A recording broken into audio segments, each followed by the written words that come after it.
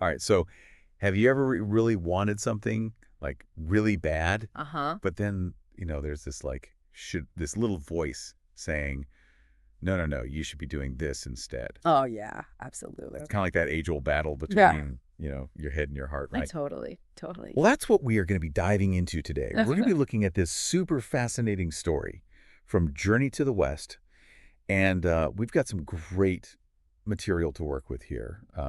Scholarly articles, some classic retellings, Right, like really digging deep Mhm. into the whole encounter with this nation called Western Liang, the all-female nation. Oh, can't wait. That's one of my favorite parts of Journey to the West. Yeah, so, okay, Mhm. just to set the scene for everyone, all right? Yeah. We've got our main man, our hero, Xuanzang, who's on this epic pilgrimage to India. Right. And of course, he's got his faithful, sometimes annoying disciples, but always entertaining. With Yeah. him, Yeah. Monkey King's there, Pigsy, Sandy, the whole The crew. gang's all here. So they're making their way right. And they kind of stumble upon this, like, hidden kingdom, Western Liang. Uh-huh. And that's where things get really, really interesting. Yeah, yeah, things definitely take a turn. Yeah, so tell me a little bit about Western Liang. Like, what's the deal with this place?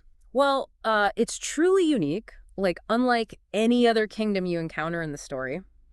Um, for starters, there are no men. No man. Okay, so how does that even work? Yeah, right. So they have this magical river, right? It's called the Mother and Child River. Okay. And the women, they conceive by drinking from this river. It's like a choice. They choose to become mothers.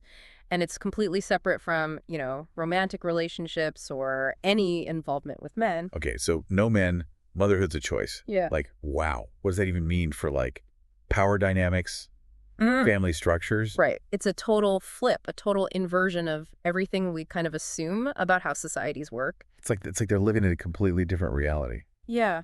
Yeah, and that's exactly the world that Swanzang and his disciples wander into. Completely clueless, by the way. Of course they are. Yeah. Like imagine you just spent, I don't know, weeks in the wilderness, right? You come across this beautiful, lush kingdom. Yeah. You see a river, you're thirsty. What do? You drink. Yeah, and that's exactly what they do. And boom, they've just like entered this whole other uh, set of complications. Exactly. You're probably thinking, oh no, they're going to get pregnant, right? But it's not quite that straightforward. It's more symbolic than literal. Okay, so it's not like a Monkey King Jr. is going to pop up anytime soon. No, no, no. Yeah. Nothing like that. But it does set the stage for this amazing encounter with the king of Western Liang. This is where the real drama starts. Oh, yeah, the king. Yeah, I mean, I've read about her. She's like the whole package, right? Beautiful, smart, powerful. Well, she's absolutely captivating. And when she meets Swanzang, she's instantly smitten, like head over heels. And doesn't she, like, offer him everything? Her kingdom, a partnership. Basically saying, hey, stay here, live in luxury, forget that whole pilgrimage thing. Exactly. And it's not just about, material comforts. She genuinely sees something in him. His wisdom, his compassion. But she needs a king, right? Yeah. I mean, to rule alongside her. Yeah, there's definitely a practical element to it, but you can't deny the passion. I think she really believes they could have something special together.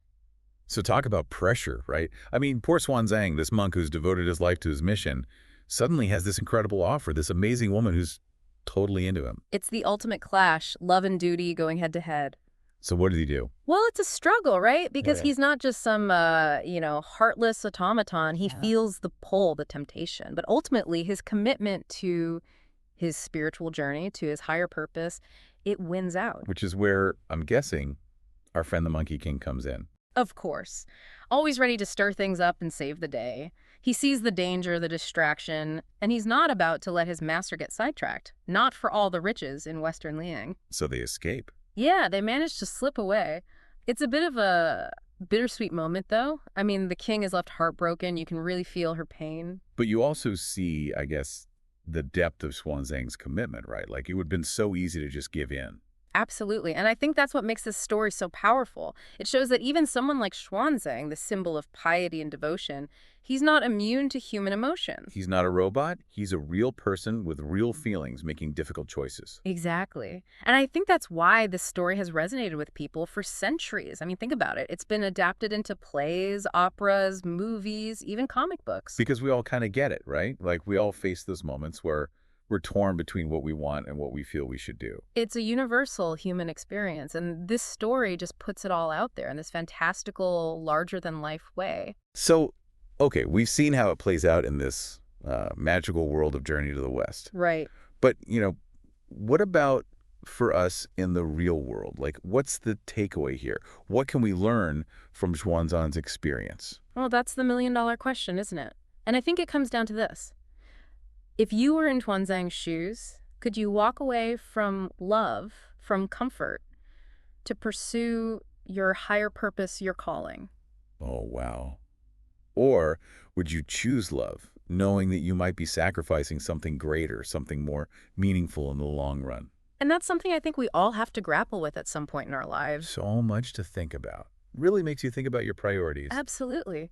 This story, it's not just a fun adventure, it's a reflection on life, on choices, on what truly matters. Yeah, no, I think you've hit the nail on the head there. It stays with you. Definitely food for thought for everyone listening. Thanks so much for joining us for this deep dive. Thanks for having me. Always a pleasure to explore these stories and unpack their deeper meanings. Absolutely. Until next time. See you then. Bye.